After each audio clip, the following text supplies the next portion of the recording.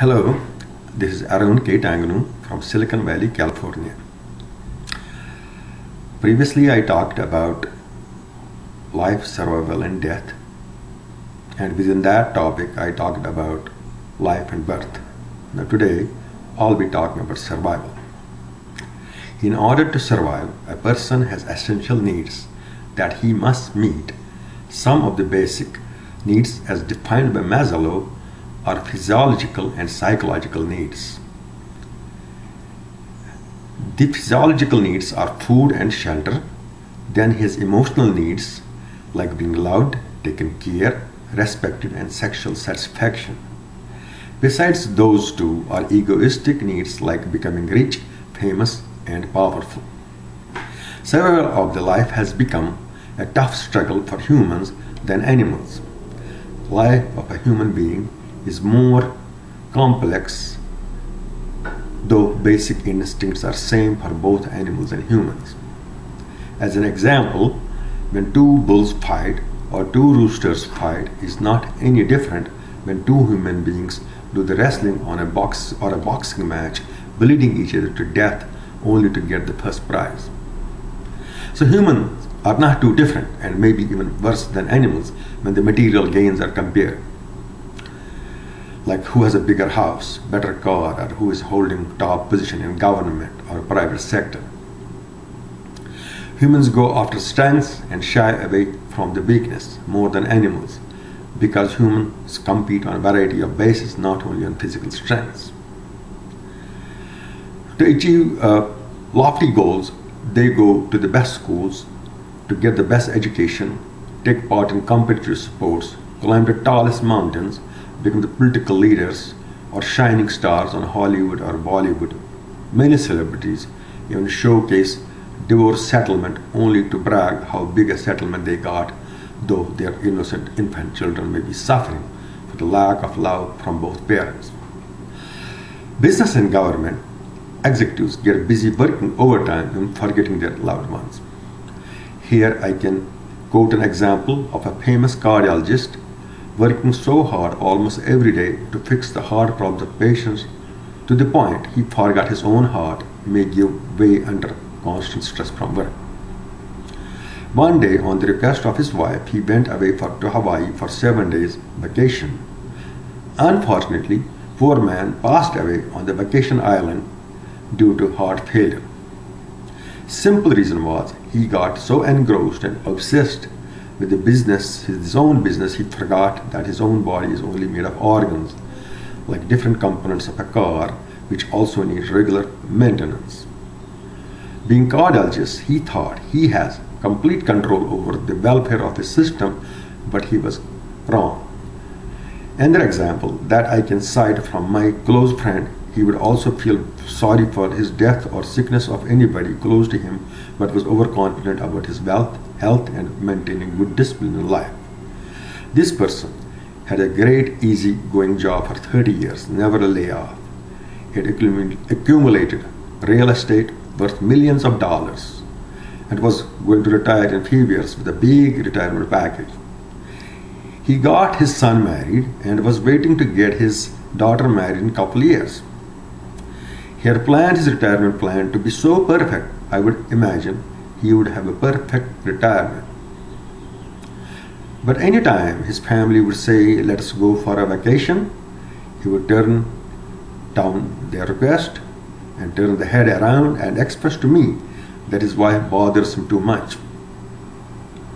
She does not understand I'm still paying the tuition of my daughters for her postgraduate studies and saving money for her marriage. He was so much engrossed in money making that even on September 11, 2001, he was watching CNBC Business to watch stock market and was ignorant about the World Trade Center being under attack, the symbol of international business falling apart and USA facing a very dangerous enemy. Whole world knew it, but he was unaware. It was only in August 2007 on Friday when he called me to say that he cannot accompany me to the lunch because he had to attend to the funeral of his close friends who died when both were overrun by teenagers during their evening walk after dinner. He did, however, call me on Saturday just to tell me how sad he felt during his friend's last rites. I called him on Sunday, but nobody picked up the phone, so I tried to call him on Monday at his work. The secretary said he called sick. Well, I thought maybe got a bad cold, and that's why he has not come to work. Next day I called again, but he was still on sick leave. And his wife told me he is very ill and said he's being rushed to the hospital. I was left in complete dilemma about the nature of his illness. To clear my doubts, I contacted his brother on Friday. He declared that his brother is diagnosed with a liver cancer. I found from my sister, who is a doctor, about the prognosis of the disease. She said he has a remote control or chance of survival. I was fortunate to check on his welfare once. The person looked frail and fragile, had lost a lot of muscle, and was not having any hunger. I told him I have planned a trip to India on January 29, 2008. As January 28, 2007, before one day of my departure, I got a bad news from his brother, who said his brother passed away.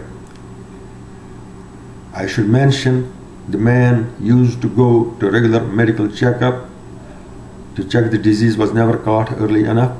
Unfortunately, he had good food habits and exercise, never took a sip of drink or a puff of cigarette.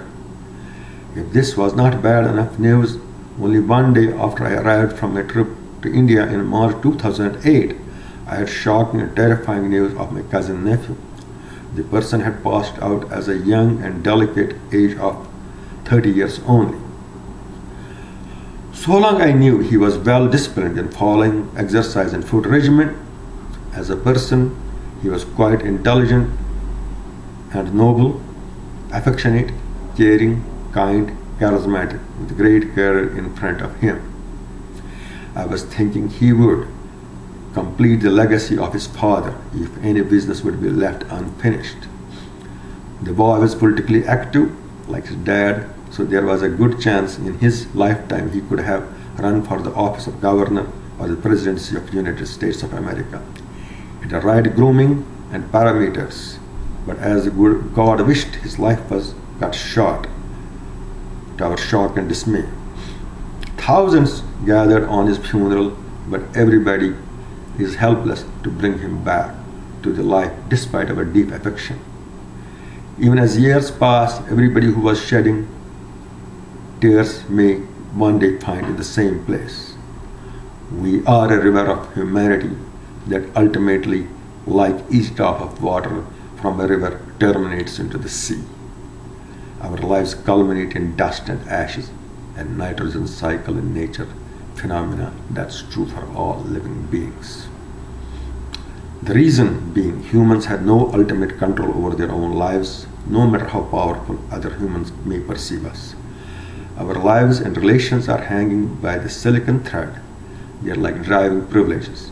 God gives us license to live for so many years, and someday that must expire like the car license, no questions asked. This is true and sure. Given that, let's surrender our egos today and start being sublime with humility. God bless you. For now, we'll be taking a break. Then on the next topic, I'll be talking about our body and comparing to the machine and see what kind of maintenance we need for our body, which is not too much different from the machine, except that we are living human beings. Thank you very much for your time, and we'll see you soon. Take care. Bye-bye.